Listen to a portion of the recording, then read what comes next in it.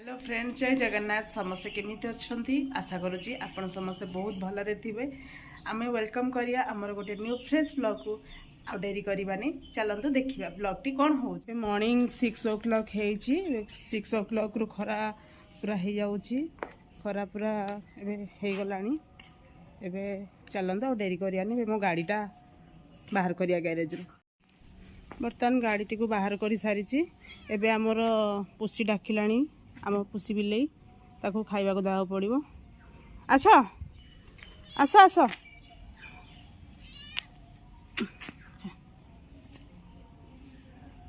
एटा आम पुसी बिल्ली।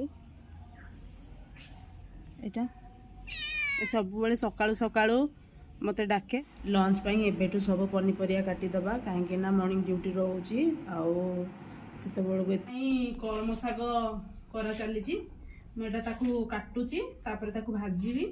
आ बाकी रोसे सब सरी सारी याकू भाजियार थिला तो ताकू मु काटुची कलम शाग। तो चलंतु प्रस्तुत केमिति करी।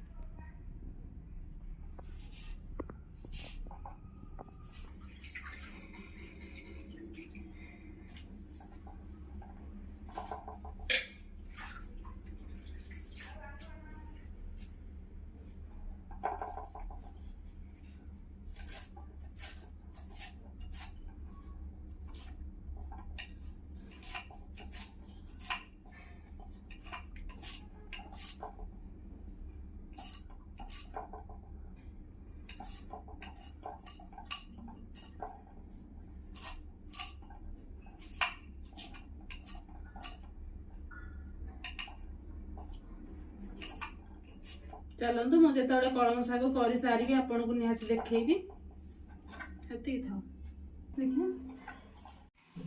बर्तमान आम कलम शागटा या से अलरेडी तेलटा पकई सारी। आउ एबे होची सोरिष पकेबा। अल्प टिके सोरिष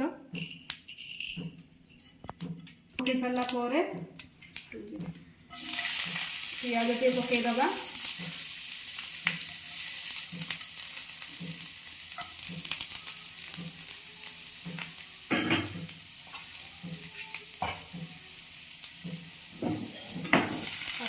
भाजी नवा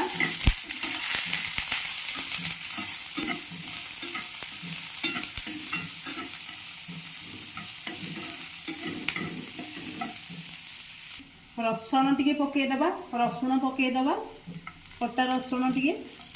आउ जेहेतु आम लंका खाऊनु बेसी मु गोटे मात्र लंका पकईची।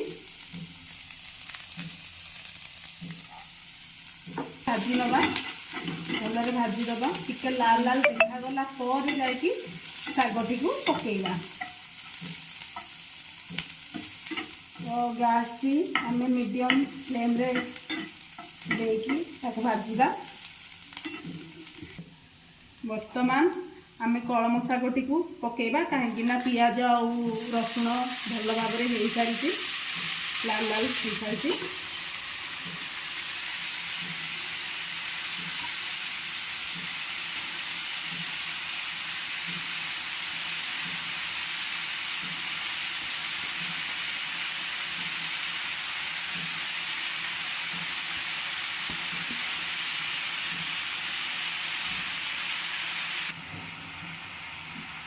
बर्तन ताकू भाजी दबा शागटी को।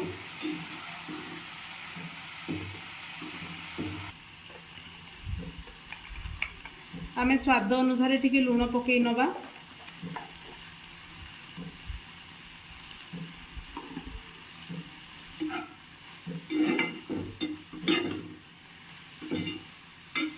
केभे आगरू करिसेंती कलम शाग बा तार केमिति कोन टेस्ट आपण माने मो कमेंट माध्यम रे आपण माने जणैबे केमिति कोन कलम शागटा लागे, केमिति कोन भलो लागे कि नाही। काहेकि ना मोर तो एटा फर्स्ट टाइम केमिति कोन लागियो मु जानिनी। मो हस्बैंड को पचारि देखिया ताको केमिति लागिला। तो आपण माने कमेंट बॉक्स रे कमेंट मान आमे घोड़णीटा घोड़े दबा। आउ ताकू लो फ्लेम रे ताकू सिजिबा को दबा 5 मिनिट। एबे हमर फाइनली शागटा हो सारी। आउ ताकू घोड़े दबा आउ खाइबा। चलंतु ଦେଖିପାରୁଥିବେ ଶାଗ ପୁରା କମ୍ପ୍ଲିଟଲି ହେଇସାରିଛି। ଆମ୍ବଟା କାଟି ନେବା। ଖରାଦିନେ ଆମ୍ବର ଟେଷ୍ଟ ଗୋଟେ ଅଲଗା, ଆଉ ପାଚିଲା ଆମ୍ବର ଟେଷ୍ଟ ତ ସିଏ ବି ଆହୁରି ଅଲଗା। ତେଣୁ ଆମ୍ବ ତ ସମସ୍ତଙ୍କୁ ଖାଇବାକୁ ପର୍ଟିକୁଲାରଲି ବହୁତ ଭଲ ଲାଗେ, ତେଣୁ ଆମ୍ବଟାକୁ ବି ଖାଇବା। ତ ଆମ୍ବଟାକୁ ପୁରା କାଟିଦେବା। ଏଇଟା ତ ବହୁତ ବଡ଼ ଆମ୍ବଟା, ତାକୁ ଭଲରେ କାଟିଦେବା। କାଟି ଦେଇକି ତାକୁ ଭାତରେ ଖିଆ ହେବ ସବୁ ସହିତ। ଇଏ ଆମ୍ବ ଗୋଟେ ସାଇଡ୍ ଆଇଟମ୍। ଆଉ ଆମ୍ବ ତ ମୁଁ ଭାବୁଛି ଯେ ଅଲମୋଷ୍ଟ ସମସ୍ତଙ୍କୁ ବହୁତ ଭଲ ଲାଗୁଥିବ ଆମ୍ବ ଖାଇବାକୁ। ଆଉ ପାଚିଲା ଆମ୍ବର ଯେମିତି ଗୋଟେ ସିଏ ଗୋଟେ ଅଲଗା ଟେଷ୍ଟ, କଞ୍ଚା ଆମ୍ବର ଟେଷ୍ଟ ବି ଅଲଗା। କଞ୍ଚା ଆମ୍ବର ବି ଅଲଗା ରେସିପି ହେଇପାରିବ, ପାଚିଲା ଆମ୍ବ ସିଏ ବି ଖାଇବାର ଗୋଟେ ଅଲଗା ମଜା। ତେଣୁ ତାକୁ ଚାଲନ୍ତୁ ଖାଇବା, ଏନ୍ଜୟ କରିବା।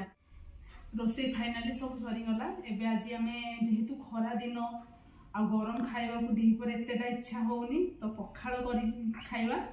ତ ଏଇଟା ହେଉଛି ଦହି ପଖାଳ, ଇଏ ହେଉଛି ଆପଣ ତ ଦେଖିଲେ କଳମ ଶାଗ, ଆଉ ଇଏ ହେଉଛି ଆମର ଛୁଇଁ ଆଳୁ ସୋରିଷ ବଟା କଷା, ଆଉ ଆମର ଇଏ ଆମ୍ବ, ଆଉ ଇଏ ଆମର ବାଦାମ ଚଟଣି କରିବାର ପ୍ଲାନ୍ ଥିଲା, କିନ୍ତୁ ଆଜି କରେଣ୍ଟ ଯେହେତୁ ନାହିଁ ତେଣୁ ୟାକୁ ଟିକେ ଚକଡ଼ା ଚକଡ଼ି କରିକି ଖାଇଦେବା। ତ ଏତିକି ଆଜି ଖାଇବା। ଚାଲନ୍ତୁ ମୁଁ ଖାଉଛି, ଆପଣ ଏନ୍ଜୟ କରନ୍ତୁ। ଏବେ ଚାଲନ୍ତୁ ଖାଇବା।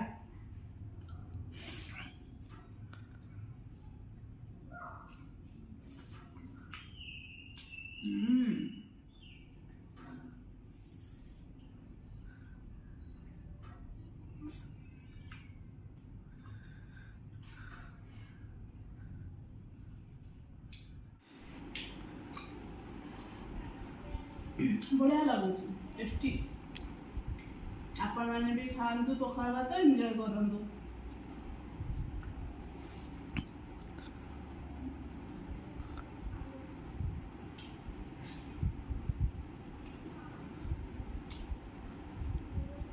ଛୁଇଁ